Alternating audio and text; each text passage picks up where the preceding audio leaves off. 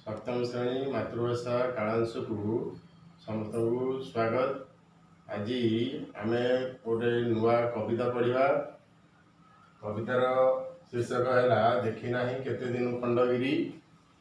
तार रचयिता हेले पंडित गोपबंधु दास, जहाँ को उत्कलर पुरपल्ली रे समस्ते उत्कलमणि बोली समस्ते जानती। तांकर आविर्भाव होता 9-10-1877 भार्गवी नदी कूल सुआंडो ग्राम से जन्मग्रहण करते। तिरोभाव घटी 17/6/1928। पिता नाम थिला दैतारी दास आ माता थिले स्वर्णमयी देवी। मातांकर से छोटो थिले से समय मातांकर वियोग घटी। मातृवियोग पर पीयूषी कमला देवी लालन पालन दायित्व नहीं। से सत्यवादी बकुल वन विद्यालय प्रतिष्ठाता थे। अन्य जो पंचसखा को नहीं से 5 जन से विद्यालय को परिचालना करते। से जन विशिष्ट स्वाधीनता संग्रामी थे, समाजसेवी थे। आम विषय बहुत गप जाचे। एपरिकी पुओ रोगे पड़ता समय से बन्या दुर्गत लोक मान सेवा बाहरी जाते एवं विभिन्न समय हईया रोगी मान चिकित्सा करते शव संस्कार करते। से साहित्य स्रष्टा थिले। सत्यवादी नामक पत्रिका आउ समाज खबर कागजर से प्रतिष्ठाता थिले। तांकर जो सारस्वत कृति गुड़िक है धर्मपद, कारा कविता, मंदिर आत्मकथा, अवकाश चिंता, गो महात्म्य, नचिकेता उपाख्यान। स्वाधीनता संग्रामी भावे से विभिन्न समय बंदी जीवन यापन करछंती बा बंदी गृह कारावरण करने पड़ी।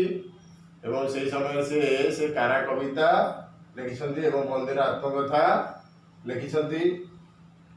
यही कविता से खंडगिर महत्व, खंडगिरी जो ऐतिह्य पूर्ण स्थान तार महत्व विषय वर्णना करछंती।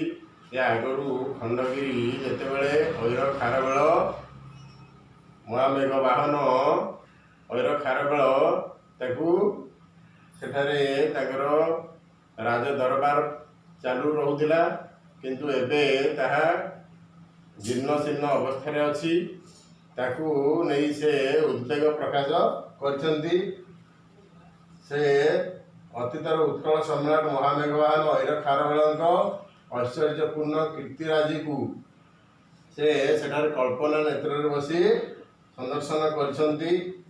आज आम कविता टे पाठ करवा। देखी नाही केते दिनु खंडगिरी, इतिहास जार अंके अंकित, अमर अक्षरे नीरव गंभीरे, गाए जे उत्कल गौरव गीत। पढ़े एबे मने प्रथम यौवने, सुषमा पिपासा भाव उन्मादे, खंडगिरी श्री देखी नेत्र भरी, चिंता निमग्ने बसिली पादे। अल्पनारपुते काल प्रतिश्रुते भासी देखिली मु उज्ज्वल छवि, इतिहास जार नकरे प्रचार, चिंती नाहंती जा काव्यरे कवि।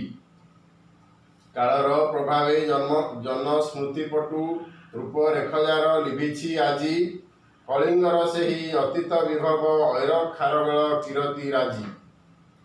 बाजे वीर बाजा काहीं रणसज्जा, काहीं बाद लागिछि गुप्त मंत्रणा, दूर देशु दूत विजय बारता, घेनी आसी करे छामुरे जना। श्रमण सन्यासी दले दले बसी, चाली अच्छी काहीं तत्व विचार, गंभीर निर्भसे लोक उपदेशे, काहीं बा अहिंसा धर्म प्रचार। तेरे से कहछन देखी नाही केते दिनु खंडगिरी।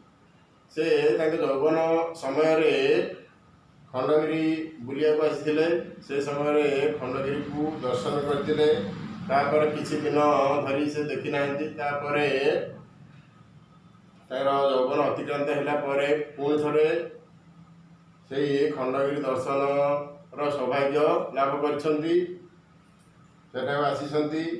इतिहास ଯାର ଅଙ୍କେ ଅଙ୍କିତ ମାନେ ଅତୀତର ଗୌରବ ଗାଥା ଇତିହାସର ମୁକ ସାକ୍ଷୀ ହେଲା ଏଇ ଖଣ୍ଡଗିରି, ଯେଉଁଥିରେ କି ଅମର ଅକ୍ଷରେ ନୀରବ ଗମ୍ଭୀରେ ଗାଏ ଯେ ଉତ୍କଳ ଗୌରବ ଗୀତ। ଉତ୍କଳର ଯେଉଁ ଗୌରବ ଗାରିମାମୟ ଇତିହାସ ତାରି ଶରୀରରେ लिपिबद्ध होइकी रही सी तार मुक साक्षी।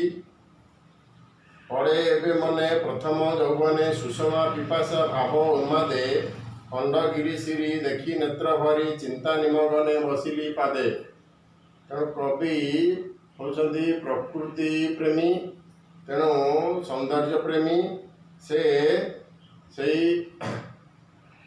खंडगिरी पाद तले बसी से खंडगिरी को दर्शन करुछंती एवं से खंडगिरी श्री देखी नेत्र भरी चिंता निमग्ने बसिली पादे।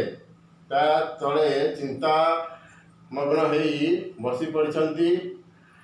कल्पनार पोते काल प्रतिश्रुते भासी देखिली मु उज्ज्वल छवि।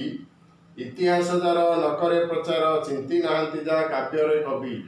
जहाकू काव्यकार माने तांको काव्य लिपिबद्ध जो कथा करना ऐतिहासिक माने जहाकू इतिहास लिखि नाहांती सेही भली घटना को कवि से खंडगिरी पाददेश बसी से कथा को कालर प्रतिश्रुत माने पछुआ बा अतीत को जाई कल्पनार पोते मानसिक स्तर रे से मन मध्य से खंडगिरी अतीत घटना को से मने पकाई।